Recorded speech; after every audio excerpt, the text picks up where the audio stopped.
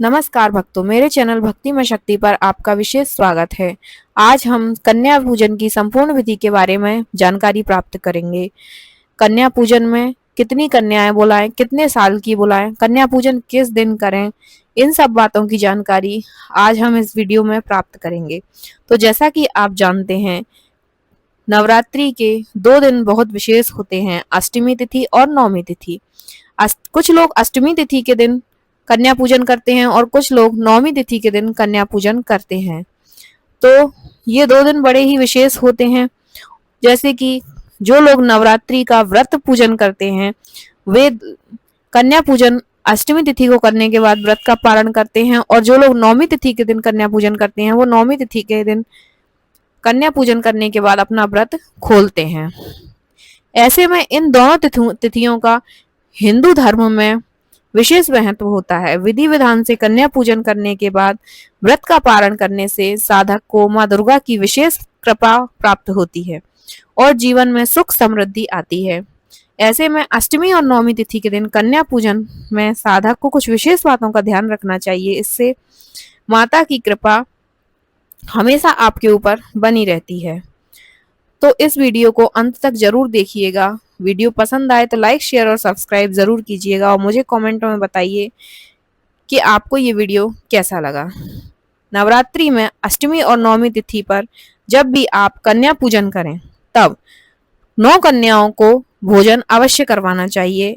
अगर ऐसा संभव नहीं है कि आपको 9 कन्याएं नहीं मिल रही, तो आप 7, 5 या 3 कन्याओं को भी भोजन करा सकते हैं। इसमें एक लड़के को भी बुलाना चाहिए, जिसे हम मैया का लांगुर कहते हैं। तो लांगुर को भी भोजन कराना विशेष माना जाता है। जब कन्याएं आपके घर में प्रवेश करें, तो सबसे पहले आप अपने हाथों से उनके पैर जरूर धोएं। कन्याओं को टीका लगाकर अक्षत लगाएं और कन्याओं को माँ दुर्गा का स्वरूप मानकर ऐसा करने से देवी बहुत प्रसन्न होती हैं और साधक पर अपनी विशेष कृपा बनाए रखती हैं। कन्याओं के पैर धोने के बाद आप उनके पैर में महावर या आलता भी लगा सकती हैं।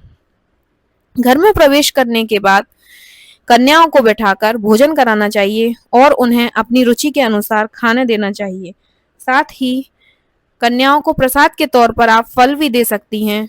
इसके लिए आप केला, अनार, सेब आदि फल ला सकते हैं। इस प्रकार कन्याओं को भोजन कराने से बेहद शुभ फल की प्राप्ति होती है। मान्यता है कि कन्या पूजन में कन्याओं को लाल रंग के वस्त्र भेंट में देने चाहिए, क्योंकि देवी को यह रंग बेहद प्रिय होता है। ऐसा संभव ना हो पाने पर आप उन्हें लाल रंग की चुनरी ओढ़ा सकते हैं। साथ ही श्रृंगार का सामान जैसे बिंदी, चूड़ी, लिपस्टिक आदि भी उपहार के तौर में दे सकते हैं। 9 कन्याओं को माँ दुर्गा के 9 स्वरूप मानकर ऐसा करने से देवी बहुत प्रसन्न होती हैं। इससे जातक के घर में हमेशा सुख समृद्धि बनी रहती है। अष्टमी या नवमी पर कन्या पूजन में कन्याओं को एक विशेष वस्त्र में चावल, सिक्का, दूर्वा, हल्दी की गांठ और एक फूल बांधकर जरूर देना चाहिए। साथ ही अगर कन्याओं को आप हर साल कोई उपहार देते हैं, तो वो भी दे दें। ऐसा करने से माँ दुर्गा की विशेष कृपा प्राप्त होती है और परिवार के सभी सदस्यों पर उनकी कृपा बनी रहती है। आपके जीवन के जो दुख हैं, उनसे भी आपको राहत मिलती है। जब सभी कन्याएं भोजन कर लें, तो आप उन्हें उपहार दे दें। तब पूरे परिवार के साथ सभी कन्याओं के पैर छूकर प्रणाम करना चाहिए। साथ ही उनसे आशीर्वाद भी लेना चाहिए।